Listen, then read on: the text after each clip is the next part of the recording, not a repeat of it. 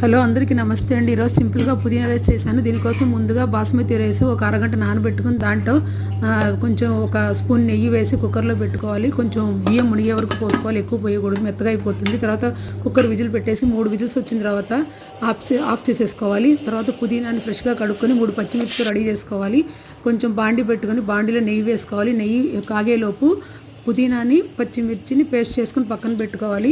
నెయ్యి కాగిన తర్వాత జీడిపప్పు వేసుకోవాలి. జీడిపప్పు కొంచెం దోరగా వేసుకోవాలి. కావాలంటే ఇంకొంచెం నెయ్యి వేసుకోవచ్చు. మీకు నెయ్యి కనుక ఇష్టం లేకపోతే నూనెతో కూడా చేసుకోవచ్చు. జీడిపప్పు పక్క తీసుకున్న తర్వాత కొంచెం చిన్న బిర్యానీ ఆకు, అలాగే ఒక లవంగం, ఒక ఇలాచి, కొంచెం జీలకర్ర వేసుకొని ఇది కూడా పచ్చివాసన పోయే వరకు వేపుకోవాలి. ఇది కొంచెం పచ్చివాసన పోయిన తర్వాత మీకు కావాలంటే అల్లం వెల్లుల్లి పేస్ట్ వేసుకోవచ్చు. నేనైతే వేయలేదు. తర్వాత చిన్న ఉల్లిపాయను సన్నగా తరుగుని వేసుకోవాలి. ఈ ఉల్లిపాయ కూడా కొంచెం దోరగా వేగాలి, మరీ పూర్తిగా వేగాల్సిన అవసరం లేదు. కొంచెం బ్రౌనిష్గా రాగానే ఇందాక చేసి పెట్టుకున్న పుదీనా పచ్చిమిర్చి పేస్ట్ వేసుకోవాలి. ఈ పేస్ట్ కూడా కొంచెం పచ్చివాసన పోయే వరకు దోరగా వేపుకోవాలి.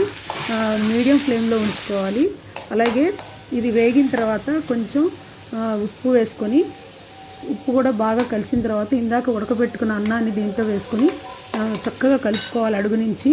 లేకపోతే మెతుకు విరిగిపోతుంది, చూడడానికి బాగోదు. తర్వాత ఇందాక వేయించి పెట్టుకున్న జీడిపప్పు కూడా దాంట్లో వేసేయాలి. ఇదేనండి పుదీనా రైస్ రెడీ.